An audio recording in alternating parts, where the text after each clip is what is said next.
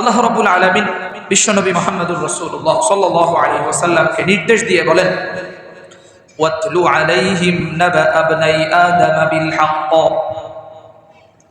আল্লাহ রাব্বুল আলামিন বিশ্বনবীকে বলেন, তুমি তাদের কাছে আদম আলাইহিস সালাম এবং আদম আলাইহিস সালামের দুই সন্তান হাবিল এবং কাবিলের ঘটনা সত্য সহ বর্ণনা করো।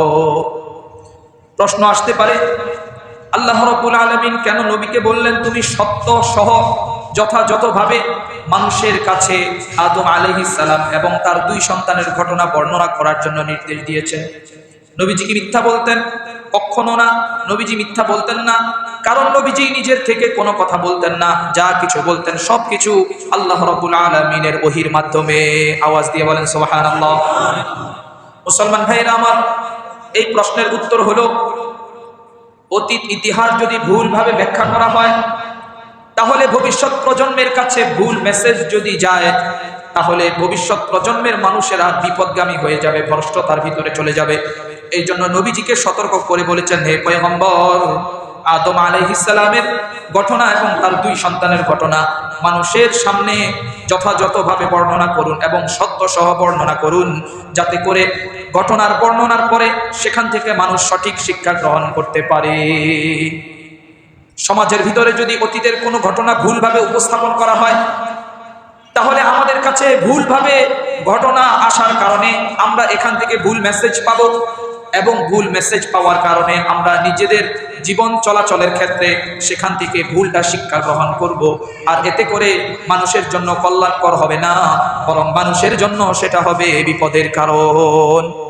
মুসলমান ভাইরা আমার, এই ঘটনা শুধু বর্ণনা করা, ইতিহাস বলা বিষয়টি এমন নয়, বরং আদম আলাইহিস সালামের দুই সন্তানের ঘটনার মতো ঘটনা আমাদের সমাজে আজও ঘটছে, ঠিক কিনা? সেই ঘটনা কি? আদম আলাইহিস সালাম এবং হাওয়া আলাইহিস সালাম এই পৃথিবীর মধ্যে এই দুইজন মানুষ ছিলেন, আর কেউ ছিল না। তাদের মিলনের ফলে গর্ভের ভিতরে যে যমজ সন্তান জন্মগ্রহণ করত, একটা ছেলে একটা মেয়ে। যেহেতু আর কেউ ছিল না, সেহেতু তাদের গর্ভে যমজ সন্তান হয়েছে, একটা ছেলে এবং একটা মেয়ে হয়েছে। ঠিক পরবর্তী গর্ভে আবারও যমজ সন্তান জন্মগ্রহণ করলো, একটা ছেলে এবং একটা মেয়ে।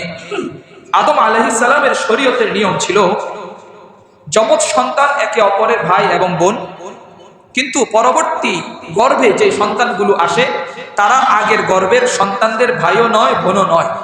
এজন্য তাদের ভিতরে বৈবাহিক সম্পর্ক জায়েজ ছিল। এটা ছিল হযরত আদম আলাইহিস সালামের শরীয়তের একটি বিধান।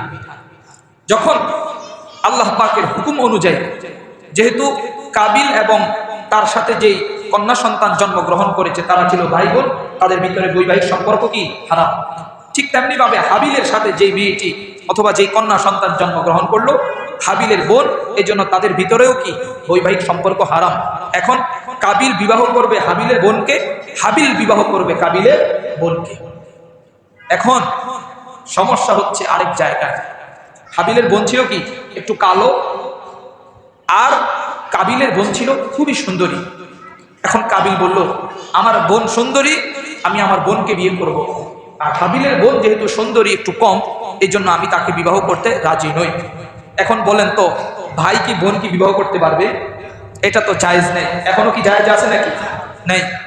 মুসলমান ভাই আমার, তাহলে যখন আদম আলাইহিস সালামের দুই সন্তান বিয়েকে কেন্দ্র করে, একজন নারীকে কেন্দ্র করে দ্বন্দ্বে লিপ্ত হয়ে গেল, তখন আদম আলাইহিস সালামের উপরে আল্লাহ রাব্বুল আলামিন ওহী নাজিল করলেন। আদম আলাইহিস সালামকে বললেন যে, হে আদম, হাবিলের বোনকে বিবাহ করতে যেহেতু কাবিল কোনোভাবে রাজি হচ্ছে না, কারণ হচ্ছে তার বোন একটু কালো, একটু কম সুন্দরী ছিল, তাহলে তুমি এক কাজ করো, তাদের দুজনকে বলো তারা যেন কোরবানি করে। যার কোরবানি কবুল হবে সেই সঠিক, আর যার কোরবানি কবুল হবে না সে হচ্ছে ভুলের মধ্যে আছে। আল্লাহ তাআলা সেই বিষয়টি কোরআনে উল্লেখ করেছেন, ইয ক্বাররাবা কুরবানান ফাতুকব্বিলা মিন আহাদিহিমা ওয়া লাম ইউতাকাব্বাল মিনাল আখার। মুসলমান ভাইরা আমার, আল্লাহ রাব্বুল আলামিন বললেন, হে আদম, তোমার দুই সন্তানের ভিতরে নারীকে কেন্দ্র করে যেই ঝামেলাটা হয়েছে, সেই ঝামেলা মীমাংসার জন্য তুমি তোমার সন্তানদেরকে বলো তারা যেন কোরবানি করে। হাবিল তার সম্পদ থেকে সবচেয়ে উত্তম যে সম্পদ, যে পশুটা কোরবানি করার জন্য পেশ করলো, আর কাবিল তার সম্পদের ভিতরে সবচেয়ে নিম্নমানের যেই সম্পদটা সেটা কোরবানি করার জন্য পেশ করলো। আল্লাহ রাব্বুল আলামিন দুজনের কোরবানি পেশ করার পরে ঘোষণা করে দিলেন, মিন আহাদিহিমা ওয়া লাম ইউতাকাব্বাল মিনাল আখর, তোমাদের দুজনের একজনের কোরবানি আমি আল্লাহর কাছে কবুল হয়ে গেল। প্রশ্ন করতে পারেন কোরবানি কবুল হয়েছে কিভাবে, তখন এটা কিভাবে বোঝা যেত? মুফাসসিরিন ইকরামগণ বলেন, তখনকার সময়ে আসমান থেকে একটা আগুন এসে যারা কোরবানির পশু অথবা কোরবানির বস্তু কোরবানির জন্য পেশ করলো, যার কোরবানি কবুল হবে আগুনটা এসে ওই কোরবানির বস্তুকে জ্বালিয়ে পুড়িয়ে ভস্ম করে দিবে, আর যার কোরবানি কবুল হবে না সে যা কিছু পেশ করেছে সেটা যেভাবে আছে সেইভাবে থাকবে। মুসলমান ভাইরা আমার, যখন কাবিল দেখলো তার কোরবানির বস্তু কবুল হচ্ছে না এবং আল্লাহ রাব্বুল আলামিন ঘোষণা দিয়ে দিয়েছেন যে হাবিলেরটা কবুল হয়েছে, কাবিলেরটা কবুল হয়নি। কারণ হলো হাবিলের ভিতরে আল্লাহর ভয় ছিল, তাকওয়া ছিল, আর কাবিলের ভিতরে ছিল হিংসা এবং কৃপণতা। এই জন্য তার অন্তরে এখন হিংসার আগুন জ্বলে একেবারে অবস্থা খুব খারাপ হয়ে গেল। এখন কাবিল ঘোষণা করলো হাবিলকে, ক্বালা লা আকতুলান্নাক, এ ভাই আমি কিন্তু তোমাকে হত্যা করব। হিংসা থেকে কিন্তু মানুষ হত্যা করার ঘোষণা দেয়, আর এটাই ছিল প্রথম হিংসা, আর এটাই ছিল পৃথিবীর ইতিহাসে, মানব ইতিহাসে প্রথম হত্যার হুমকি। তাহলে প্রথম হিংসা করলো কে? কাবিল। প্রথম হত্যার হুমকি দিল কে? কাবিল। তারপরে আমার ভাইরা, যখন আর কাবিল সহ্য করতে পারলো না, হুমকি দিয়ে দিল। হুমকি দেওয়ার পরে আল্লাহ তাআলা ঘোষণা করলেন হাবিলের মাধ্যমে, ইন্নামা ইয়াতাকাব্বালুল্লাহু মিনাল মুত্তাকিন, নিশ্চয় যারা মুত্তাকিন, যাদের ভিতরে আল্লাহর ভয় আছে, তাদের আমল, তাদের ইবাদত, তাদের কোরবানি আল্লাহ রাব্বুল আলামিন কবুল করবেন। মুসলমান ভাইরা আমার, যখন কাবিল হাবিলকে বলল আমি তোমাকে হত্যা করব, তখন হাবিল কাবিলকে কি বলেছে? লা ইম বাসাতা ইলাইয়া ইয়াদাকা লিতাকতুলানি মা আনা বিবাসিতি ইয়াদিয়া ইলাইকা লিআকতুলাক। হাবিল বলল, হে আমার ভাই কাবিল, তুমি যদি আমাকে হত্যা করার জন্য হাতটা বাড়াও, মনে রাখবা আমি কিন্তু তোমাকে হত্যা করার জন্য হাত বাড়াবো না। এটাই হলো মুমিনের পরিচয়, এটা হচ্ছে সংযমের পরিচয়, ধৈর্যের পরিচয়। কেউ যদি আপনাকে আঘাত করে, আঘাত সহ্য করা, এটাই হচ্ছে মুমিনের প্রকৃত পরিচয়, প্রতিশোধ গ্রহণ না করা। এই নীতি কথা আল্লাহ রাব্বুল আলামিন হাবিলের মাধ্যমে কাবিলকে শুনিয়ে দিয়েছেন। হে ভাই কাবিল, আমাকে হত্যা করতে চাইলে তুমি করতে পারো, কিন্তু আমি তোমাকে হত্যা করব না। কেন? ইন্নী আখাফুল্লাহ রাব্বাল আলামিন, নিশ্চয় আমি আল্লাহকে ভয় করি। সুবহানাল্লাহ। মুমিন কখনো প্রতিশোধ পরায়ণ হতে পারে না, কারণ মুমিন আল্লাহকে ভয় করে। প্রকৃত মুমিনের অন্তরের ভিতরে তাকওয়া থাকে, আল্লাহর ভয় থাকে, আর আল্লাহর ভয় থাকার কারণে সে কখনো প্রতিশোধ গ্রহণ করে না। এই ভূমিকাটি হাবিল গ্রহণ করলো। হাবিল গ্রহণ করার পরে হাবিল আরো কাবিলকে কি বলল? ইন্নী উরিদু আন তাবুআ বিইসমি ওয়া ইসমিকা ফাতাকুনা মিন আসহাবিন নার ওয়া যালিকা জাযাউয যালিমিন, নিশ্চয় আমি চাই তুমি আমার এবং তোমার পাপগুলো নিয়ে তুমি জাহান্নামের অধিবাসী হয়ে যাও, আর এটাই হলো জালিমদের প্রতিদান। অর্থাৎ তুমি আমাকে যে হত্যা করবে, আমার যত পাপ আছে এবং তোমার যত পাপ আছে সব তুমি নিয়ে নিবে। মুসলমান ভাইরা আমার, এই পৃথিবীর মধ্যে যত অন্যায় হত্যা হচ্ছে, যাদেরকে অন্যায়ভাবে হত্যা করা হয়েছে, তাদের যত গুনাহ আছে, তাদের যত পাপ আছে, সব পাপ যে হত্যা করেছে আল্লাহ রাব্বুল আলামিন তার আমল নামায় দিয়ে দিবেন। মুসলমান ভাইরা আমার, তারপরে এই সব কথা শোনার পরেও কাবিলের অন্তরে হিংসার আগুন এবং খুন করার রক্ত তার মাথার মধ্যে সওয়ার হয়েছে। সে কোনোভাবে নিজেকে নিয়ন্ত্রণ করতে পারেনি।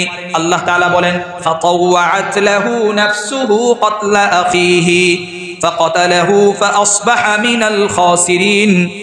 কাবিল নিজেকে নিয়ন্ত্রণ করতে না পেরে নিজের ভাই হাবিলকে শেষ পর্যন্ত হত্যা করে ফেলল।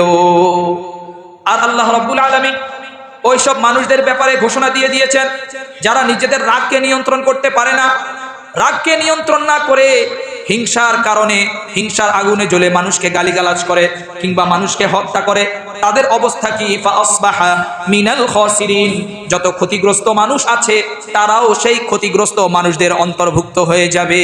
নাউজুবিল্লাহ। মুসলমান ভাইয়েরা আমার, এই যে হত্যা শুরু হলো পৃথিবীর সেই ইতিহাস, পৃথিবীর শুরুর ইতিহাস হাবিল এবং কাবিলের মাধ্যমে। বিশ্বনবী সাল্লাল্লাহু আলাইহি ওয়াসাল্লাম নাসাই শরীফের 3985 নম্বর হাদিসের মধ্যে বলেছেন, লা তুকতালু নাফসুন যুলমান ইল্লা কানা আলা ইবনি আদম আল আউয়ালি কিফলুম মিন দামিহা ওয়া যালিকা আন্নাহু আউয়ালু মান সান্নাল কতলি। মুসলমান ভাইরা আমার, বিশ্বনবী বলেন, হে আমার উম্মতেরা শুনো, পৃথিবীর ইতিহাসে কাবিল তার ভাই হাবিলকে হত্যা করেছে এবং তারপর থেকে পৃথিবীর জমিনের মধ্যে যত অন্যায় হত্যা হবে, সব অন্যায় হত্যার যেই পাপ, এটা কাবিলের আমল নামায় চলে যাবে। নাউজুবিল্লাহ। তারপরে এখন কাবিল তো হাবিলকে হত্যা করে ফেললো, পৃথিবীর ইতিহাসে প্রথম হত্যা। এখন কি করবে? যেহেতু তার আগে হত্যা করার পরে মানুষকে কি করতে হবে কারো জানা ছিল না, এখন বেচারা খুব একটা পেরেশানির মধ্যে পড়ে গেল। আল্লাহ রাব্বুল আলামিন তার কাছে একটা কাক পাঠালেন। ফাবাআসাল্লাহু গুরাবান ইয়াবহাতু ফিল আরদি লিয়ুরিয়াহু কাইফা ইউয়ারি সাওআতা আখি। মুসলমান ভাইরা আমার, কাবিল যখন হাবিলকে হত্যা করলো, হত্যা করার পরে লাশ কি করবে সে তো জানে না, কারণ তার আগে পৃথিবীতে কোনো হত্যা যজ্ঞ ঘটেনি, এমন কোনো ঘটনা তার আগে ঘটেনি, এই জন্য জানে না সেই লাশটাকে কি করবে।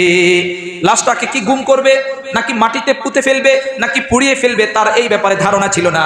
আল্লাহ রাব্বুল আলামিন একটা কাক পাঠিয়ে দিলেন। ওই কাকটিও সে তার এক ভাইকে হত্যা করে, হত্যা করার পরে মাটির ভিতরে মাটি খুঁড়তে লাগলো, যাতে করে কাবিল দেখে এই কাকটা তার ভাইকে হত্যা করে কিভাবে তাকে লুকায়, কিভাবে তাকে মাটির নিচে পুঁতে ফেলে। মুসলমান ভাইয়েরা আমার, এই দৃশ্য কাবিল দেখে বলল, ইয়া ওয়াইলাতা আ'জাজতু আন আকুনা মিছলা হাযাল গুরাবি ফাউয়ারিয়া সাওআতা আখি। কাবিল চিৎকার দিয়ে বলল, হায় আফসোস, আমি কি এই কাকের মতো হতে পারলাম না যে তার ভাইয়ের লাশটা মাটির নিচে পুঁতে ফেললো। সে আফসোস করে এই কথা বলল। আমার মুসলমান ভাইরা, মানুষ যখন পাপ করে, মানুষ যখন অন্যায় কাজ করে, যদি অন্যায় কাজ করার পরে অনুতপ্ত না হয়, অথবা এমন সময় অনুতপ্ত হয়েছে যে সময় অনুতপ্ত হলে কোনো কাজে আসে না, ঠিক এই বিষয়টি হয়েছে কাবিলের সাথে। সে এমন সময় অনুতপ্ত করলো যখন এই অনুতপ্ত আর কোনো কাজে আসবে না। এখন কাবিল যতই আফসোস করুক, যতই নিজেকে কাকের সাথে তুলনা করুক, এখন আর সময় নেই। এখন কাজ কি? ভাইকে হত্যা করলো, এখন তাকে মাটির নিচে লুকিয়ে ফেলো। এই কবর প্রচলন এখান থেকে শুরু হলো। কাউকে মেরে অথবা কেউ যদি মারা যায়, তাকে মাটির নিচে দাফন করতে হয়। এটা কার থেকে শুরু হয়েছে বলে? কাবিলের কাছ থেকে শুরু হলো। তাহলে প্রথম হিংসা কাবিল করলো, প্রথম খুন কাবিল করলো, এবং প্রথম কাউকে হত্যা করে অথবা কেউ মরে যাওয়ার পরে মাটির নিচে তাকে পুঁতে ফেলতে হয়, এটার প্রচলনও কি করলো? কাবিল করলো। আমার মুসলমান ভাইরা, এইভাবে পৃথিবীর ইতিহাসে প্রথম হত্যা, প্রথম হিংসা, প্রথম কবর দেওয়া এবং প্রথম কোরবানি শুরু হয়েছে। সুবহানাল্লাহ।